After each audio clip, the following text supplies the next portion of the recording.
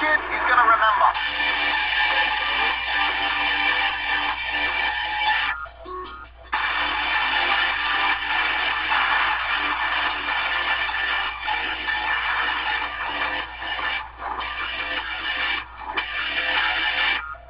What perks you got?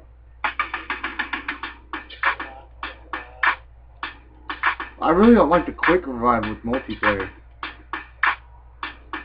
Here we are at the UFC press conference for UFC 107, me versus Diego Sanchez. And this press conference is actually very, very important because this is our first time in Memphis. We want to let all the press know, we want to let everybody know how intense it is out there. We brought a great card for the first time down here. You know, if you look at from the undercard all the way up to the main event. Memphis, man. Great place to be. I'm just happy. This is my dream.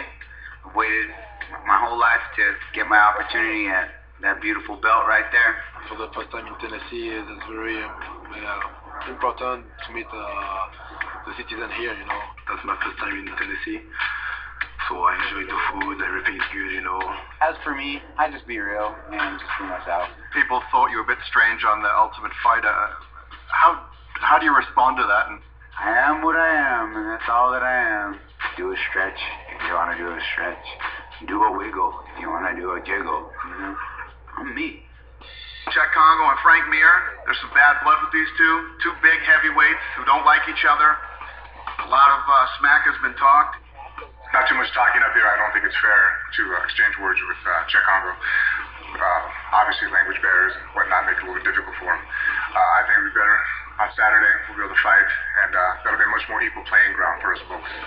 Sometimes just my language make me trouble, you know, because most of the time I can't find the right word just to explain myself. I think some of the things I said he didn't enjoy hearing, and so obviously that makes him more inspired to want to do well on Saturday. I can't let anyone judge me or treat me like a piece of and he did.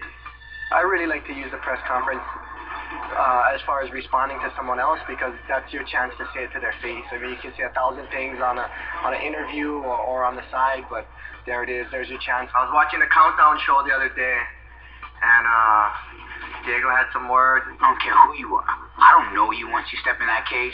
You step in that cage, this is my territory, homie. That I was going to run and begging me to meet him in the middle. I'm not going to be hard to find, and I'll see you in the middle.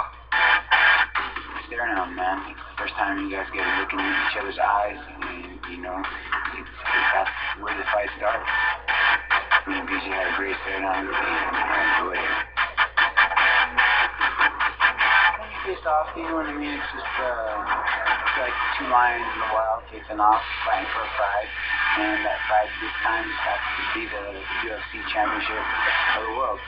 My honest opinion, when I seen him today, I thought he was really skinny and really frail looking. I thought he looked brittle almost. For me, for the fight, it's part of the job, and you know we do what we do. And we get them with a good mentality and just take care of business. I have to enjoy stuff like this. Coming to Memphis, I get to fight, I get to defend the title, and this is all. You know, this is one great big dream that a kid had one day.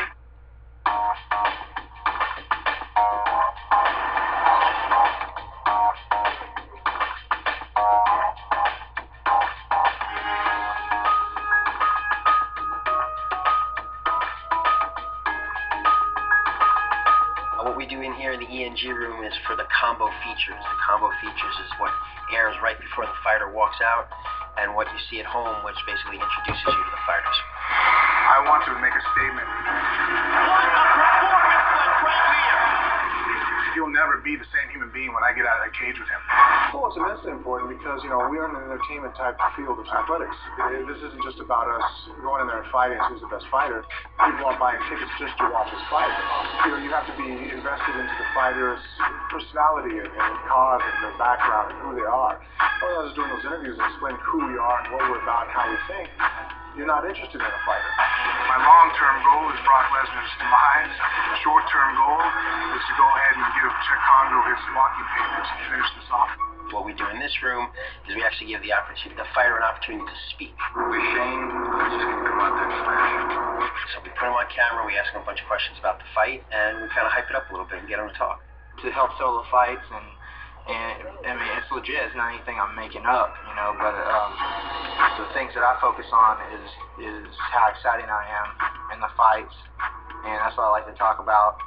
I know what they're trying to get me to say and what I want to say, and you know, I want to show respect to my opponent. You know, even though I want to beat him up. Take it out right there. Everything's going to work out great for this fight. Give us a little insight, a little detail as to why. I being the fight's part of the business. I don't know much about why. I mean, you know, I heard he said some things, but we'll discuss that in the cage or whatever and see what happens. If it was up to the fighters, I don't think any fighter would say anything ill-willed against another fighter. So that's what we're doing here. We kind of poke and prod them a little bit. What else? What else do we need to know about you tonight coming into this fight? I'm bringing fury into this fight.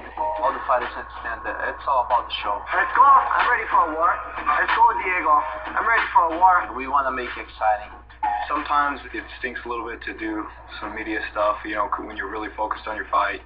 But I see the necessity in it, and they do a great job with what they do. So try to work with them as much as possible. What about this matchup, fighting a scrappy kid like Shane, is getting you excited? The fans at home want to know before they step into the cage what their plan is to do, and that's what we pull out of them in here. You just get used to it, and I stay focused on the fight, and then, you know, Saturday night, do my thing.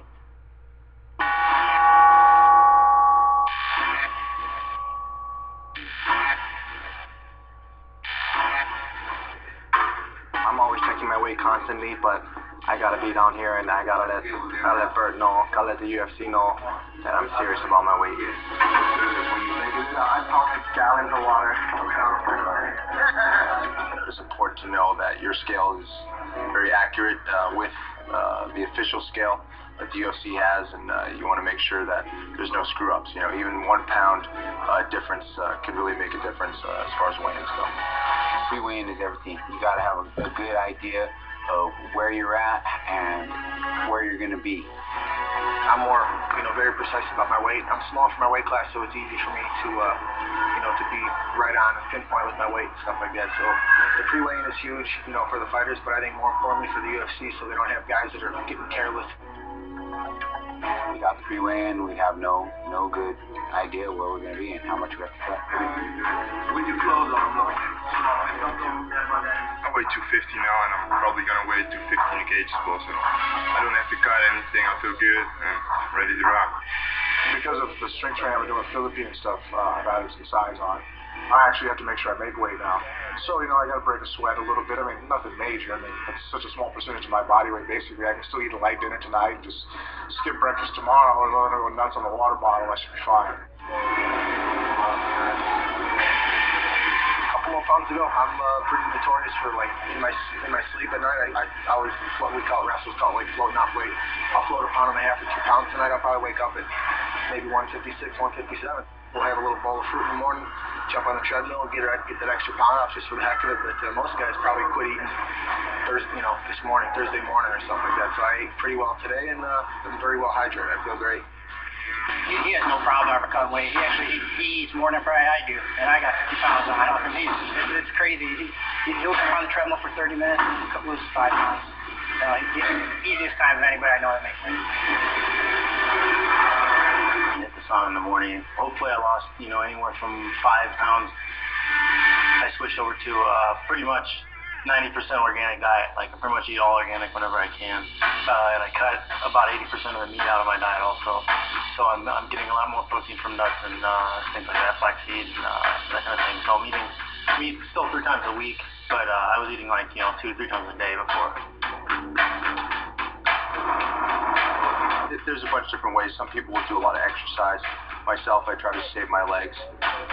Just go into the sauna. I don't mind it. I'll sit in there and just sweat it out slowly, little by little. And the whole process, throughout the week, did a lot of things. Do water load, drink a lot of water, try to get the sodium out of your body, kind of get a little heart rate going first, go into the sauna, and you start sweating pretty quick.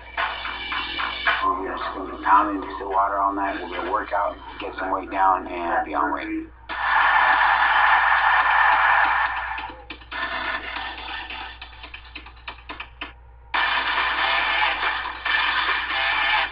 are Pacific State, champion with all the fighters and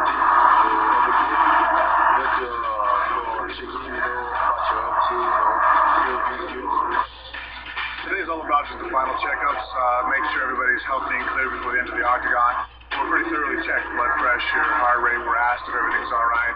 You know, we get an evaluation by the doctors, come feeling around and making sure everything's operating properly. You know, it's the final countdown to getting on the cage and stare my opponent in the eye, man. You know, I'm big on just, you know, getting inside the fight, you know, my opponent's head. So, you know, as far as the staring, I'm not into the trash talk and stuff like that, but to me, this is the last time I'm going to see him, you know, before the fight, before I get to get my hands on him and stuff like that. So we're just going through the motions of the conditions, stuff like that. In 24 hours, I get to get in there and do what I do best, and have fun, and put on a good show for the crowd. Time to eat, baby!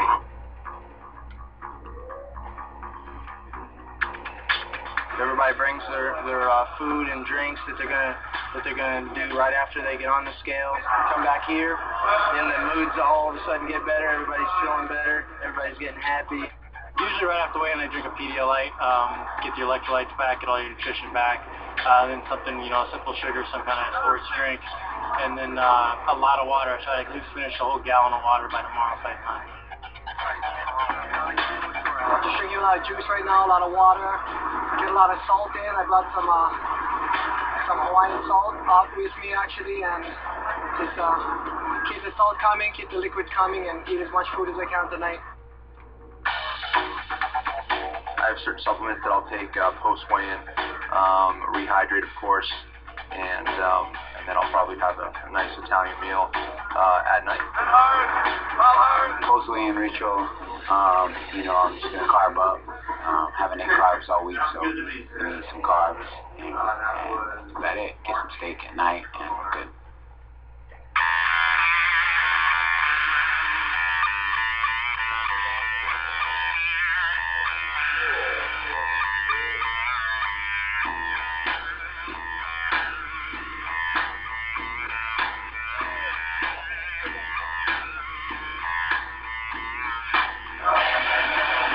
Going through right now. Slade is this is his last training right before the fight.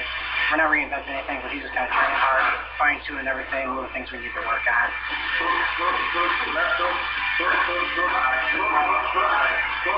You know, it's a little bit thing on a strike. We're making sure everything's tight. We're kind of going over the game plan. Basically, right now, just going hard. So it's 10 o'clock. I always try to adapt to the time that I'm fighting. So if I'm the second fight in the card, whatever it may be, I'll probably be fighting live feed starts at 9. I'll probably be fighting at 9:30, 9:45 the latest. So I always like to kind of work out, adapt to, you know, the climate and stuff like that.